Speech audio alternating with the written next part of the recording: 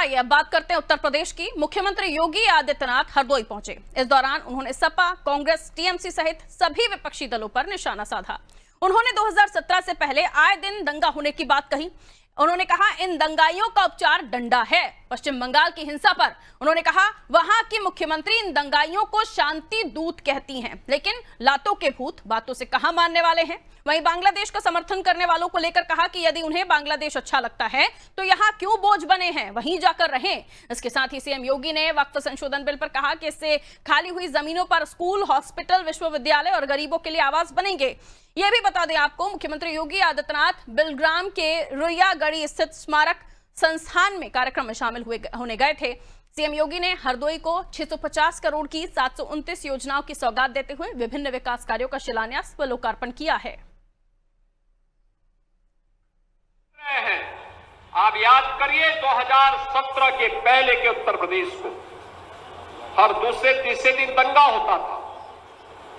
बहनों और भाइयों, इन दंगाइयों का उपचार ही डंडा है। बिना डंडे के मानेंगे नहीं। आप देख रहे होंगे बंगाल चल रहा है, वहां की मुख्यमंत्री चुप है, दंगाइयों को शांति दूत कहती है। अरे लातों के भूत बातों से कहां मानने वाले हैं। लेकिन सेकुलरिज्म के नाम पर इन लोगों ने दंगाइयों को दंगा करने की पूरी छूट दे रखी है। पूरा मुर्शिदाबाद पिछले एक सप्ताह से चल रहा है, सरकार मौन है। कांग्रेस मौन है मुर्शिदाबाद के दंगों पर, कांग्रेस मौन है, समाजवादी पार्टी मौन है, टीएमसी मौन है। वे धमकी पे धमकी दे जा रहे हैं, समर्थन कर रहे हैं। बांग्लादेश के अंदर जो हुआ था उसका समर्थन कर रहे हैं बड़ी बेशर्मी के साथ।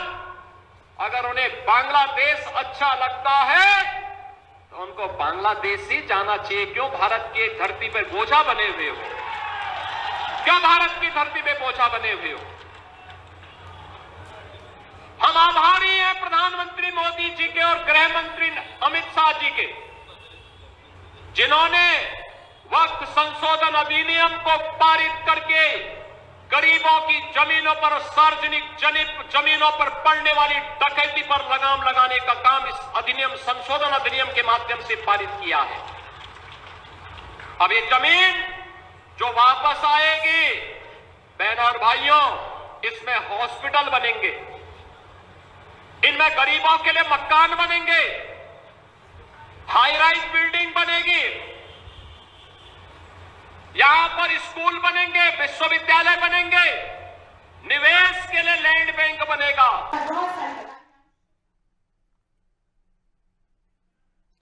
तो लोकप्रियता के मामले में प्रधानमंत्री नरेंद्र मोदी के बाद योगी आदित्यनाथ जी का नाम लिया जाता है। उत्तर प्रदेश के मुख्यमंत्री हैं और जब भी कहते हैं आक्रामक अंदाज में विपक्ष के चारों खाने चित कर देते हैं। इस बार भी जब वो बोले तो पूरे विपक्ष को सीधे तौर पर उन्होंने कटघरे में खड़ा किया और सीधे तौर पर निशाना साधा। उन्होंने पश्चिम बंगाल के मुख्यमंत्री को लेकर उन्होंने कहा कि वहां दंगा करने वालों को वो शांति दूत कहती हैं। बांग्लादेश की घटना पर समर्थक करने वालों को उन्होंने कहा कि ऐसे लोग बांग्लादेश में जाकर रहें, यहां देश पर बोझ क्यों बने हुए हैं।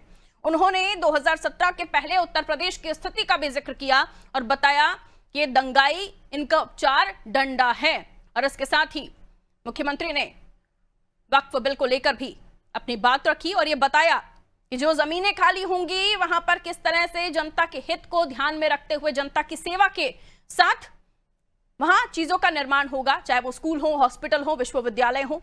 आइए ऐसे और भी जानने की हम कोशिश करते हैं। हमारे सहयोगी शादाब हमारे साथ जुड़ रहे हैं। शादाब, मुख्यमंत्री योगी आदित्यनाथ का हर बार की तरह इस बार भी आक्रामक अंदाज, विपक्ष को लेकर जब उन्होंने बात की तो पश्चिम बंगाल की मुख्यमंत्री ममता बनर्जी पर भी वो बरसे और साथ ही उन्होंने उत्तर प्रदेश में तमाम जो पॉलिटिकल पार्टीज हैं, खासतौर पर सपा, कांग्रेस, उनको लेकर भी उन्होंने 2017 याद दिला दिया है और बताया कि दंगाइयों का इलाज तो डंडा ही है। और साथ ही जब वक्फ बिल को लेकर भी वो बोल रहे थे तो उन्होंने बताया कि किस तरीके से जमीनों के खाली होने के बाद वहां पर अस्पताल, स्कूल, विश्वविद्यालय बनाए जाएंगे। तो इसमें विपक्ष को क्यों परेशानी हो रही है? बिल्कुल पालू, देखिए आपको बता दें कि जिस तरह से पश्चिम बंगाल में बवाल हो रहा था उसको लेकर वहां की जो मुख्यमंत्री हैं वो वहां पे जो बवाल कर रहे थे, उनको जो है शांति दूत कह रहे थे, तो उसको लेकर भी मुख्यमंत्री योगी आदित्यनाथ ने आज हरदोई में एक बड़ा बयान दिया है। उन्होंने साफ तौर पर ये बात कही कि जो दंगाई हैं वो बातों से नहीं मानेंगे, उनको लात के भूत लात से ही मानेंगे। तो ऐसे में जिस तरह से मुख्यमंत्री योगी आदित्यनाथ बयान दिया है, उसके अलावा आपको बता दें कि जो 2017 से पहले की सरकारें थी, उनको भी लेकर भी उन्होंने विपक्ष पर निशाना साधा है। उन्होंने साफ तौर पर बात कही कि जिस तरह से पहले अपराध होते थे और जो दंगाई करते थे, वो अब नहीं कर रहे हैं। 2017 के बाद से अगर आप उठा के देखेंगे तो अभी तक कोई ऐसा दंगा नहीं हुआ है जिसमें जो दबंगाई हो या जिस तरह के जो बवाल है वो देखने को नहीं मिले। तो इस तरह की बातें मुख्यमंत्री योगी आदित्यनाथ ने कही है। आपको ये बता दें कि आज वो हरदोई में मौजूद थे। उनका यहाँ पर हरदोई में दौरा था, जिसको लेकर वो एक जनसभा कर रहे थे। जनसभा में उन्होंने एक बड़ा बयान दिया है और खासतौर पर उन्होंने जो विपक्ष है उन पर निशाना साधते हुए कहा है कि जिस तरह से जो दबंगाई है वो माहौल को खराब करते हैं, अगर वो बातों से नहीं मानते तो उनको लातों से मानना पड़ेगा। और साथ ही बता दें कि मुख्यमंत्री योगी आदित्यनाथ लगातार इस पर चर्चाओं में रहते हैं। और खासतौर पर बात ये भी है कि मुख्यमंत्री योगी आदित्यनाथ ने प्रधानमंत्री की बात करें या गृह मंत्री की बात करें, उन्होंने भी साफ तौर पे बात कही कि जो वक्फ बिल है वो सही तरीके से आ रहा है और साथ ही जो जमीनें खाली होंगी उसमें हॉस्पिटल और साथ ही विश्वविद्यालय बनाएंगे ताकि जो बच्चे परेशान हैं वो वहां पढ़ सके। उसके अलावा जो इलाज के लिए लोग परेशान होते हैं वो ना हो सके। तो इस तरह का जो उनका फैसला है वो सराहनीय है। और साथ ही जो विपक्ष पे उन्होंने निशाना साधा, उन्होंने साफ तौर पर बात कही कि जब ये बिल आ गया है और साथ ही जिस तरह की जो जमीनें कब्जा है उनको छुड़वाया जाएगा तो इसमें विपक्ष को क्या दिक्कत हो रही है। तो ऐसे में जिस तरह से जो विपक्ष पे निशाना साधते हुए मुख्यमंत्री योगी आदित्यनाथ ने जिस तरह का बयान दिया है, वो अब देखना होगा कि जो विपक्ष है वो इस पर क्या जवाब देता है। जी पारुल। ठीक, बहुत शुक्रिया शादाब जानकारी के लिए। तो देखना होगा विपक्ष की तरफ से क्या प्रतिक्रियाएं आती हैं। लेकिन 2017 के पहले का उत्तर प्रदेश सभी ने देखा है जहां कभी भी दंगे हो जाते थे, लेकिन अब ऐसा नहीं होता। अगर इस तरह की कोई स्थिति बनती भी है